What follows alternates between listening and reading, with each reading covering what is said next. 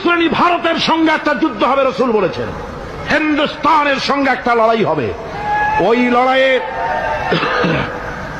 ওই লড়াইয়ে যারা শহীদ হবে, রাসূলুল্লাহ বলেছেন কিয়ামতের দিন জাহান্নাম থেকে আল্লাহ মুক্ত করে দেবে।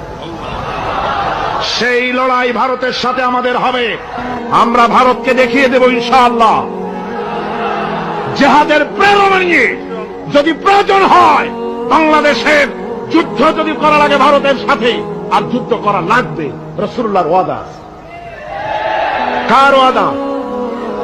নাসাই শরীফ, ইবনে মাজাহ, এই তার দুটি হাদিসের মধ্যে হযরত আবী হুরায়রা রাদিয়াল্লাহু তাআলা আনহু বর্ণিত হাদিস রয়েছে। বলেছেন দুই শ্রেণীর লোক কিয়ামতের দিন জাহান্নাম থেকে মুক্ত হয়ে যাবে।